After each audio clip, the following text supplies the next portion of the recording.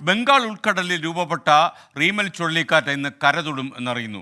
പശ്ചിമ ബംഗാളിൻ്റെയും ഒഡീഷയുടെയും തീരത്താകും ഇന്ന് രാത്രി റീമൽ കരതൊടുക. ബംഗാളിൻ്റെ വടക്കിഴക്കൻ ഭാഗങ്ങളിൽ ബംഗ്ലാദേശിലും അതീവ ജാഗ്രതാ നിർദ്ദേശം വന്നു കഴിഞ്ഞു. കൊൽക്കത്ത വിമാനത്താവളം 21 മണിക്കൂർ നേരത്തേക്ക് അടച്ചിട്ടു എന്ന വാർത്ത വരുന്നു. Prajin C Kannan central news ഡെസ്കിൽ നിന്ന് വിശദാംശങ്ങളുമായി നമുക്കൊപ്പം ചേരുന്നു. Prajin C Kannan, good morning. Good morning എസ്കേൻ. ഒരു കാലാവസ്ഥാ പ്രവചനം നടത്തൂ, കുറച്ചു നേരമായല്ലോ. തീർച്ചയായിട്ടും എസ്കേൻ. എന്നാലും റിമാൽ എന്ന ഒരു ചുഴലിക്കാറ്റാണ് ഇപ്പോൾ ഈ മേഖലയിൽ ഭീതി വിതയ്ക്കുന്നത്. റിമാൽ എന്നാൽ അറബിയിൽ മണൽ എന്നാണ് അർത്ഥം.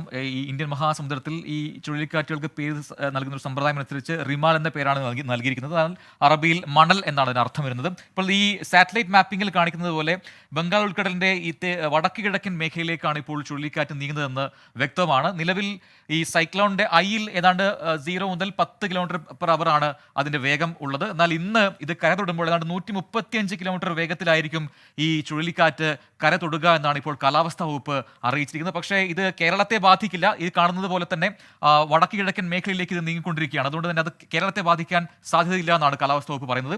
അങ്ങനെയെങ്കിൽ അത് ബാധിക്കുക പ്രത്യേകിച്ചും ഈ പശ്ചിമ ബംഗാളിൻ്റെ മേഖലകൾ, ത്രിപുര, ഒപ്പം തന്നെ ബാംഗ്ലാദേശിൻ്റെ തീരമേഖലയിലൊക്കെ തന്നെ ഈ ചുഴലിക്കാറ്റ് ബാധിക്കുമെന്നാണ് ഇപ്പോൾ നൽകിയിരിക്കുന്ന പ്രവചനം.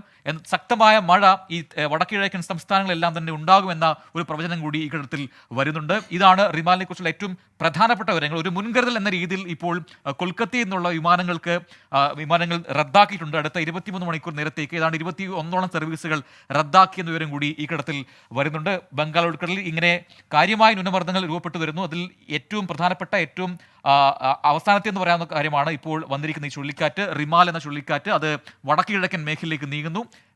കേരള തീരത്തെ ബാധിക്കില്ല. പക്ഷേ പശ്ചിമ ബംഗാൾ അടക്കമുള്ള വടക്ക് കിഴക്കൻ സംസ്ഥാനങ്ങളിലാണ് ഈ ചുഴലിക്കാറ്റ് കാര്യമായി ബാധിക്കുക. എസ്കേൻ, ഓക്കെ, അപ്പൊ പേടിക്കേണ്ട കാര്യമില്ല അല്ലേ പ്രജിൻ? വലിയ പ്രശ്നമില്ല. Okay, thank you Prajin C Kannan. വിധി ദിനത്തിൽ 24 മാജിക് ജൂൺ 4 ചൊവ്വാഴ്ച രാവിലെ 5 മണി മുതൽ 24-ൽ.